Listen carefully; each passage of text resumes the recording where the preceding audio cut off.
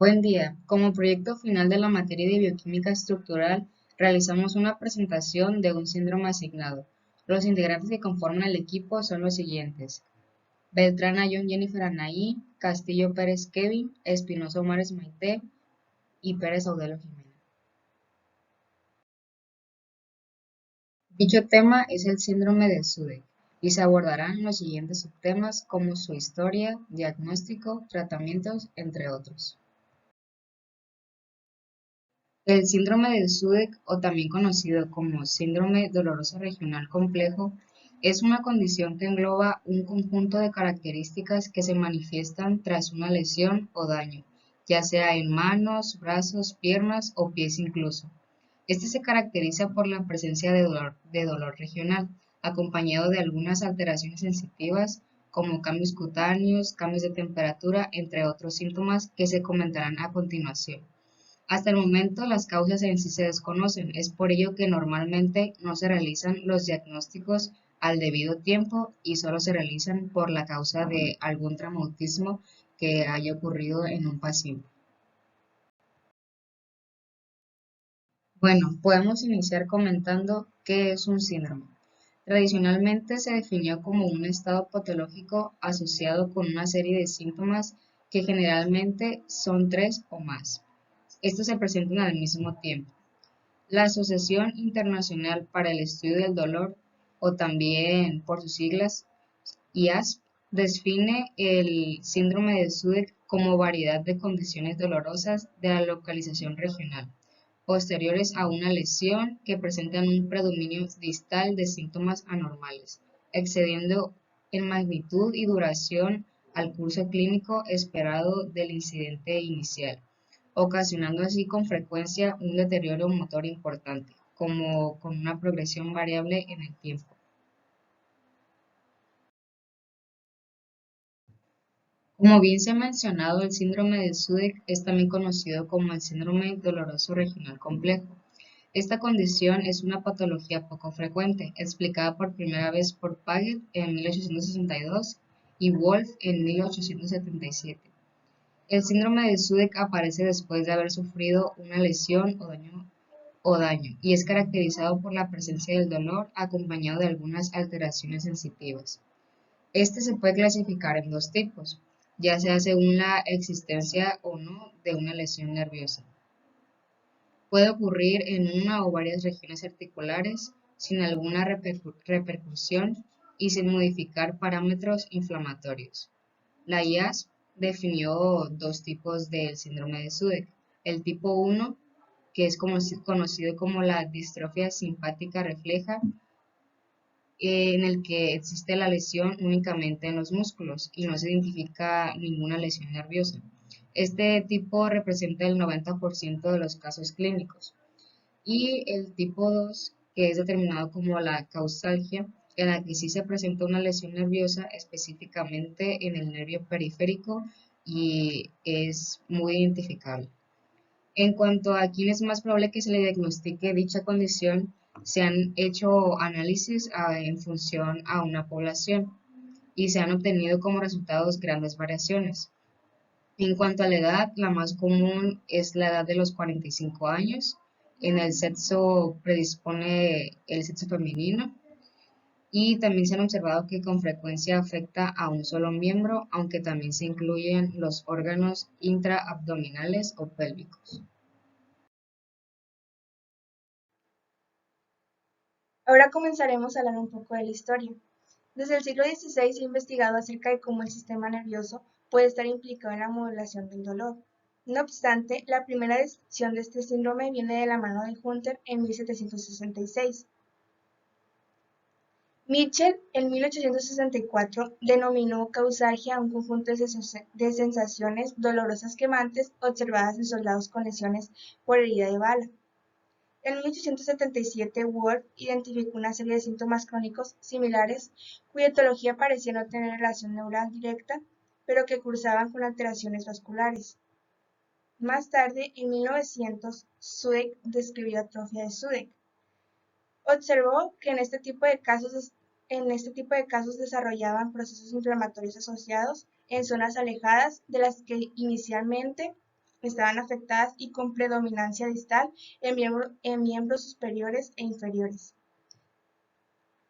Años después, durante la Primera Guerra Mundial, Leriche postuló la afección del sistema nervioso simpático en este síndrome. En 1946, Evans introdujo el término distrofia simpático-refleja y en 1953, Bonica describió sus distintos estados evolutivos. Intentó organizar los criterios diagnósticos y desarrolló además técnicas de bloqueo simpático periférico. Achucarro y Luna enfocaron la investigación en el estudio del ganglio cervical simpático y la relación de este con la degeneración de células nerviosas. Posteriormente, en 1986, Roberts diferenció entre el dolor mantenido e independiente del sistema nervioso simpático en función de si el bloqueo farmacológico aplicado calmaba o no la sintomatología.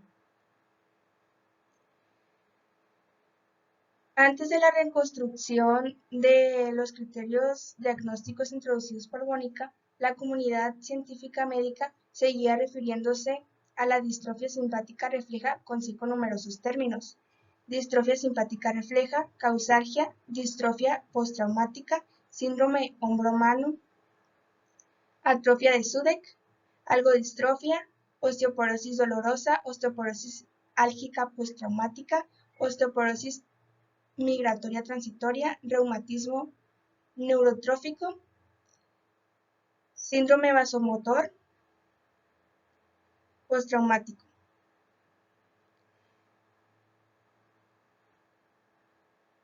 En 1993, IAS decidió cambiar la denominación del síndrome, cambió la denominación de este síndrome a síndrome de dolor regional complejo, con el fin de unificar una serie de criterios diagnósticos puramente clínicos. A partir de este entonces, lo que anteriormente se describía como distrofia simpática refleja pasó a denominarse síndrome de dolor regional complejo tipo 1, y lo que se conocía como causalgia pasó a llamarse síndrome de dolor regional complejo tipo 2. Ambos presentan las mismas características. La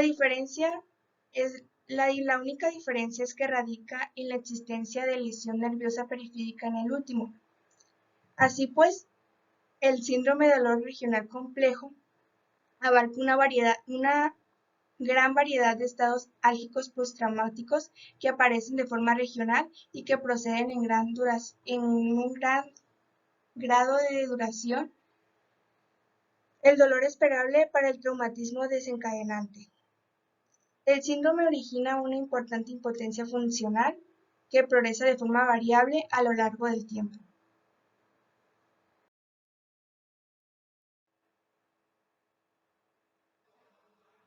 En un alto porcentaje de los casos, los pacientes identifican factores desencadenantes que desembocan en la aparición del síndrome de dolor regional complejo. Se trata de episodios traumáticos previos de mayor o menor gravedad, como esguinces, fracturas, luxaciones, aplastamientos o torceduras, intervenciones quirúrgicas, largos periodos de inmovilización o mala praxis clínica. No obstante, estos factores predisponentes pueden estar ausentes. Además, se ha descrito otra serie de factores desencadenantes como infartos de miocardio o accidentes cerebrovasculares. Por otro lado, se han registrado diversos factores de riesgo que pueden contribuir al desarrollo de este síndrome, como son el tabaquismo, la predisposición genética o la diabetes, y otros factores predisponentes de tipo psicológico, como la depresión, la ansiedad, trastornos emocionales y estados de irritabilidad. No existe relación entre la intensidad de la sintomatología y el evento causal. La localización es variable y puede estar situada en segmentos tan reducidos como el dedo de una mano o comprometer mano, hombro, hombro-mano, rodilla, tobillo-pie, todo el miembro superior e inferior y afectar también a nivel abdominal o vertebral. Para comprender el miembro superior puede tener relación con traumas, intensidad y extensión variables, ya que muchas veces el traumatismo es pequeño en relación al cuadro clínico. También puede ser consecuencia de cirugía, por ejemplo, el síndrome de túnel carpiano. El síndrome de dolor regional complejo también ha sido asociado además con otras patologías y condiciones tales como accidentes vascular encefálico, mastectomía, embarazo y uso de fármacos.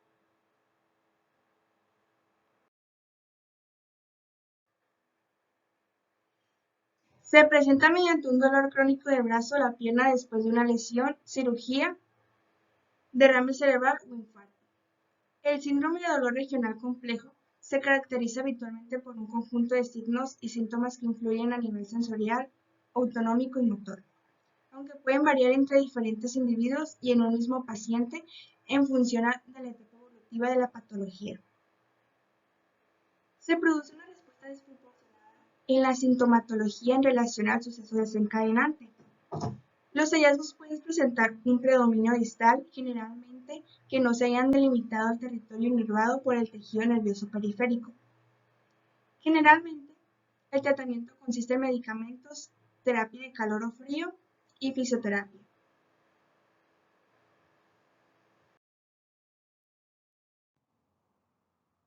El síndrome de Sudeck es una alteración neurovegetativa relativamente fácil de diagnosticar si se conoce la fisiología de las lesiones, pues cuando se sale de su curso natural es muy probable que sea por dicho trastorno. En esta patología empiezan a aparecer síntomas importantes en las extremidades del cuerpo. Estos síntomas pueden ir progresando hasta llegar a una situación final en la que hay una clara impotencia muscular con alteración funcional y sensitiva importante. Estos síntomas se presentan en la zona de la lesión. Pueden ir hasta un dolor descontrolado sin pausas lógicas o un dolor en reposo, un aspecto endemoso y en ocasiones cianótico, que es el amorotamiento de la piel, cambios en la temperatura de la piel, puede ser una temperatura caliente por la reacción de la inflamación, a lo cual se le llama vasodilatación, o una temperatura muy fría como respuesta contraria, llamada vasoconstricción. En algunos casos muy avanzados se presenta una descamación de la piel, trastornos del sueño, también se presenta una rigidez articular en la zona dañada y en algunos rayos X se pueden apreciar descalcificaciones del hueso. La duración de esta patología puede durar de entre 6 a 12 meses o bien toda la vida.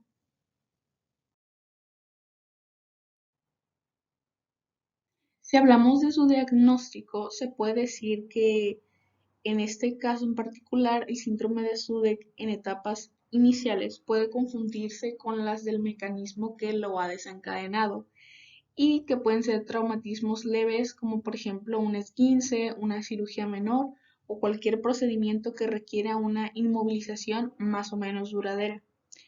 Su diagnóstico evoluciona con el tiempo y va mucho más allá de lo que la patología primaria podría deducir de forma habitual.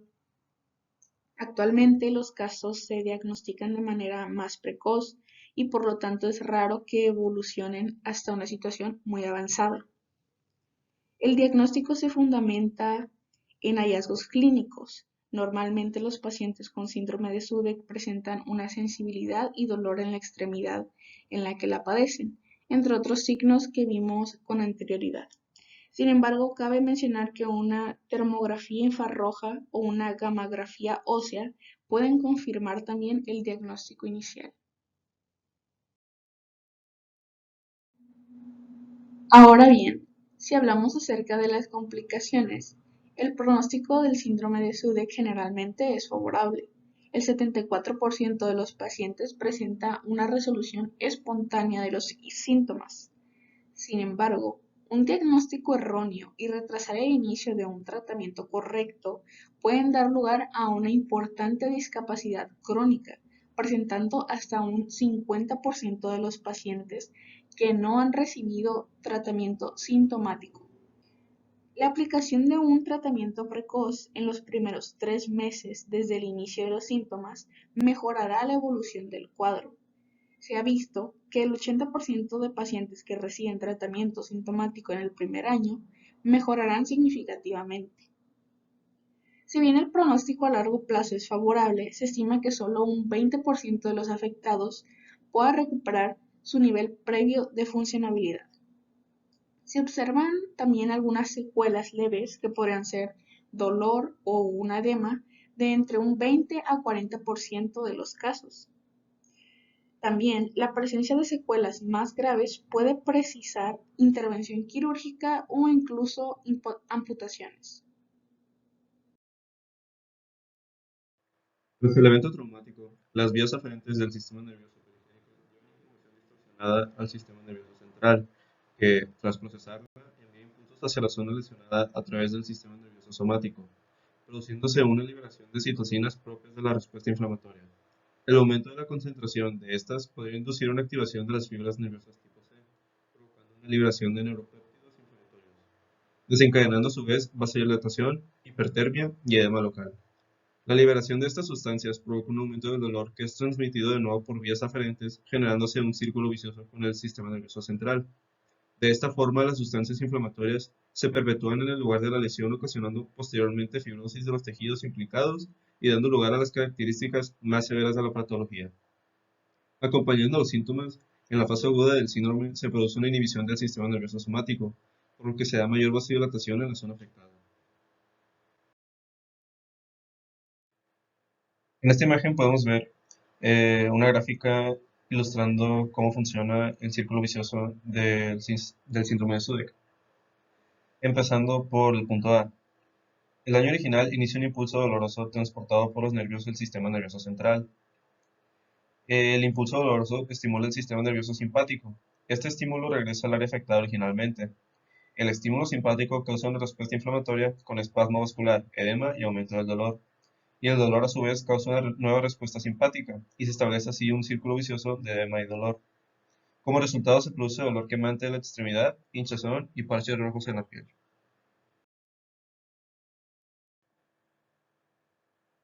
Normalmente los pacientes con síndrome de Sudeck presentan sensibilidad y dolor en la extremidad en la que lo padecen, así como algún signo de inestabilidad motora, piel eritematosa, tumefacción de la extremidad y cambios tróficos en la piel.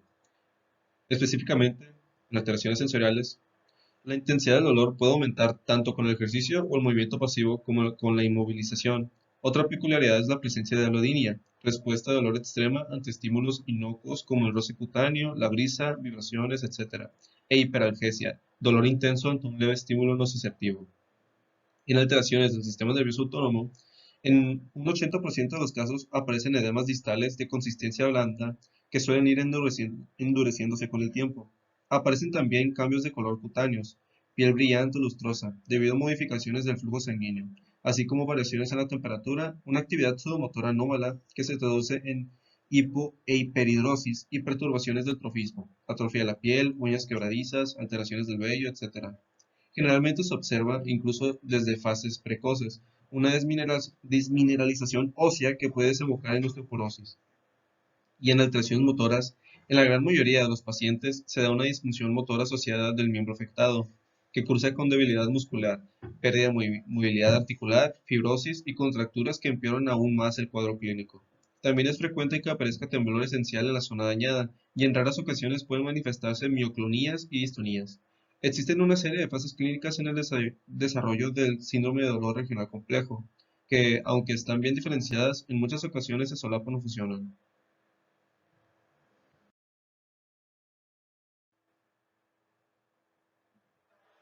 Existen una serie de fases clínicas en el desarrollo del síndrome de dolor regional complejo, aunque están bien diferenciadas.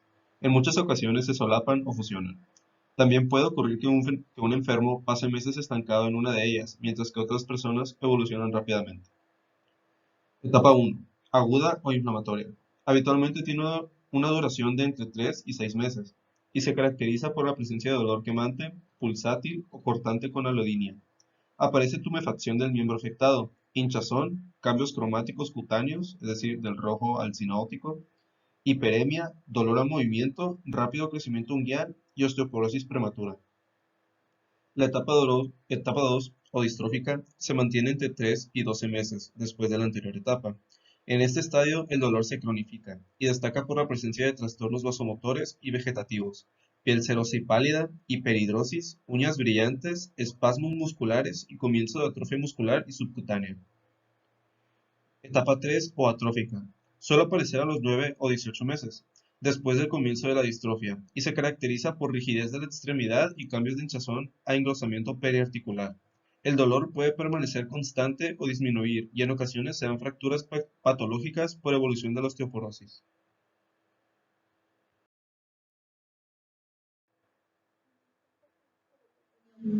El tratamiento se estructura en base a 4 niveles: tratamiento farmacológico, tratamiento intervencionista, de rehabilitación y tratamiento psicológico. El tratamiento farmacológico comúnmente se suministran antiinflamatorios no esteroideos como primera línea de tratamiento, aunque a menudo resultan ineficaces. Los corticosteroides tienen efectos beneficiosos en las fases más agudas del síndrome. Asimismo, se suele suministrar antiarrítmicos, calcitonina, antidepresivos y opiáceos para alivio de los síntomas y el control de la patología. La ketamina y las infiltraciones en puntos gatillo también han demostrado tener efectos beneficiosos, así como la doxepina en pacientes que sufren ansiedad e insomnio asociado a la enfermedad. En tratamiento intervencionista, las intervenciones quirúrgicas intentan evitarse por la cantidad de efectos adversos a los que se expone el paciente. No obstante, existe una notable evidencia acerca de la compresión del nervio como causa de este trastorno. Las amputaciones deben considerarse solo en casos extremos, que cursen también con procesos infecciosos, ya que la recurrencia del dolor y la aparición del síndrome de miembro fantasma son elevados. El tratamiento con bloqueos simpáticos y rehabilitador debe ser precoz para evitar el paso a la fase crónica. Los bloqueos somáticos con agentes anestésicos de acción prolongada que permiten los movimientos activos y pasivos articulares pueden ser de gran ayuda en los pacientes con kinesiofobia y facilitan la rehabilitación. En terapia psicológica, la influencia del componente psicológico en esta enfermedad parece evidente, por lo que un tratamiento integral del mismo no puede excluir en ningún caso un abordaje cognoscitivo-conductual. Los factores psicológicos pueden contribuir al círculo vicioso de dolor por el estímulo de las catecolaminas circulantes. Los eventos estresantes son más frecuentes en los pacientes de síndrome de dolor regional complejo, y las técnicas psicológicas de relajación, cognitivas, la terapia ocupacional, recreativa y vocacional pueden ayudar a controlar la ansiedad y la depresión. Son muy importantes para vencer la kinesiofobia. Sobre rehabilitación, no existe una terapia global en la rehabilitación. El tratamiento debe ser individualizado a cada paciente y tener en cuenta el importante factor psicomotor en el desarrollo de la enfermedad. El tratamiento convencional de fisioterapia se basa en la cinesioterapia, preferiblemente activa del miembro afectado, la electroestimulación con TENS o estimulación eléctrica nerviosa transcutánea, los baños de contraste frío-calor. El trabajo físico en la piscina y la natación ofrecen muy buenos resultados. Para la reducción del edema se realiza el masaje terapéutico unidireccional, drenaje linfático manual, vendaje compresivo, ejercicio activo con pesos moderados y deambulación controlada. En un mismo paciente, la sintomatología puede responder a varios mecanismos, y no siempre el dolor espontáneo está mediado por la actividad de neuronas sensoriales primarias. La terapia física es de vital importancia, a fin de mantener o mejorar la función de la extremidad afectada. El desuso es uno de los factores favorecedores del proceso de osteoporosis regional, con resorción ósea en región metaepifisiaria asociada al síndrome de dolor regional complejo. La calcitonina es considerada en la actualidad el tratamiento más efectivo por sus cualidades como analgésico neuromodulador, inhibidor del proceso de argodistrofia y por sus contribuciones a la restauración esquelética. La kinesioterapia bien dirigida lucha contra la rigidez articular, los cambios neurotróficos y el edema. Los ejercicios terapéuticos pueden ser pasivos, activos asistidos, suaves de inicio, progresando lentamente sin producir dolor o edema. Posteriormente se sumarán los ejercicios de carga o entrenamiento muscular. La incidencia del síndrome de Sudeck varía enormemente dependiendo del criterio de diagnóstico y de la población examinada, pero el estímulo de la patología nos habla sobre la coincidencia con la que se puede concebir. Generalmente existe un enfoque en el reincorporamiento a un estilo de vida semejante al que se tenía antes de sufrir el síndrome, y existen varios aspectos al tratamiento del síndrome, que incluyen tratamientos como farmacológicos, intervencionistas, psicológicos y de rehabilitación. Los tratamientos de rehabilitación son especialmente efectivos en ese sentido, ya que se inclinan en su mayoría a formas para aliviar el dolor.